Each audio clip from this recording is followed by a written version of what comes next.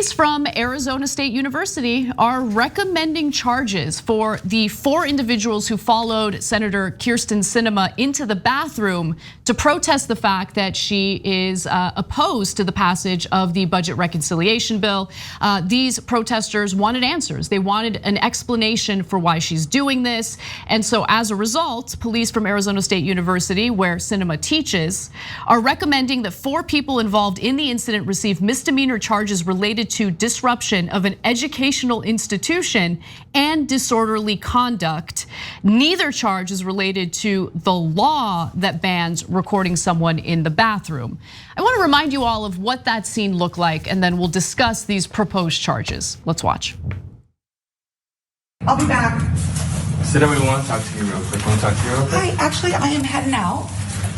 But right now is a real moment that our people need in order for us to be able to talk about what's really happening. We need a Build Back Better plan right now.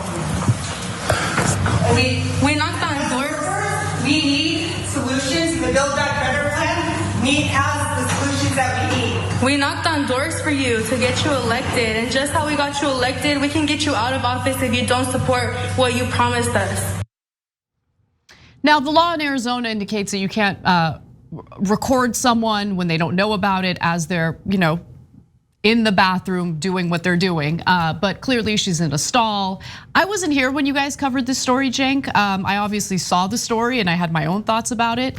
But it's just fascinating how much rage there is toward these protesters who are just asking for a little bit of this lawmaker's consideration. The same consideration that she gives to her corporate donors, to American donors living abroad in Europe. She took a trip to Europe recently to hold her fundraiser there. Now, if there's money involved, she might lend you an ear. But if you happen to be a group of activists who want some answers, even if you happen to be an individual who did campaigning on her behalf to help her get elected, she's not interested in listening until there might be a little bit of money involved. And that's how the system works. So now these individuals might face some misdemeanor charges for what they did.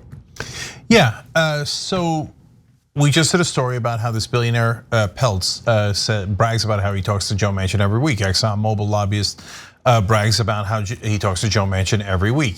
So Sinema, if you're a donor, you can get her at any time. In the middle of negotiations, she flew back to Arizona for what? A fundraiser.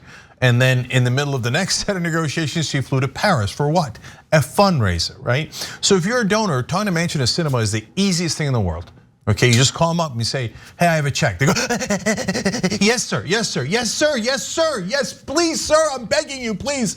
I'll talk to you for hours and hours, right? If you're a constituent, she's like, have them arrested. Have them arrested. She referred to their behavior as not legitimate. Not legitimate, she said. And then she also said they deceptively entered a locked, secured building.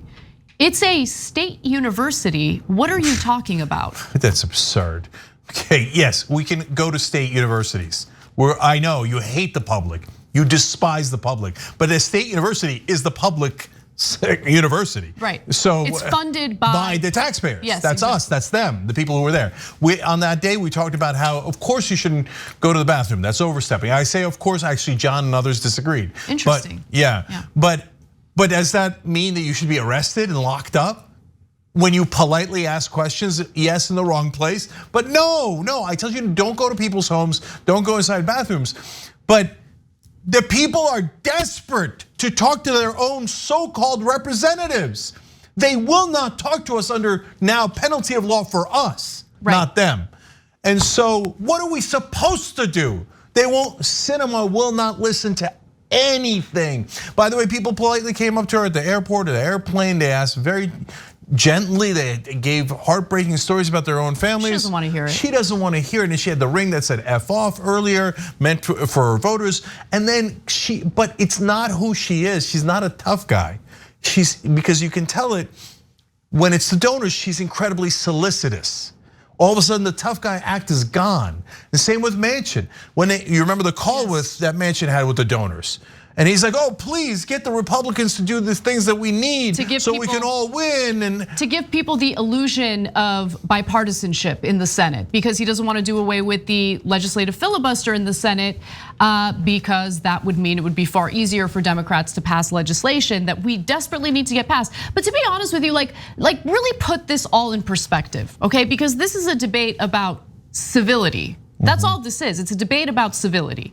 And I get it, in a world where lawmakers are actually listening to their constituents and they're genuinely honest actors as opposed to self-interested narcissists who are just looking out for their own financial incentives, then yeah, maybe it goes too far. But while that visual that we showed you might seem uncivil, just take a moment to consider the lack of civility in watching people literally die due to poverty, right? When we talk about the budget reconciliation bill and the child tax credit, that child tax credit was supposed to lift 50% of children out of poverty, which doesn't even go far enough if you ask me. But Sinema and Manchin are like, nah. Even the 50% that we could lift out of poverty, let's keep them in poverty. I would argue that that's far less civil than what we saw on tape there. And what the elites want, and definitely including the corporate media, is be civil to us. It is not going to be reciprocated. Exactly. Okay, so when we bomb little kids in Yemen, we're not awfully civil to them, but no one in media really cares. But oh my God, you did something wrong to a senator. I mean, you followed her to a place, arrest them.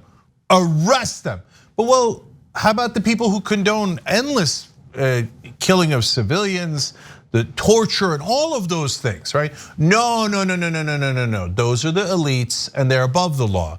And for the rest of you, we present to you the law, which now you realize it was never about justice.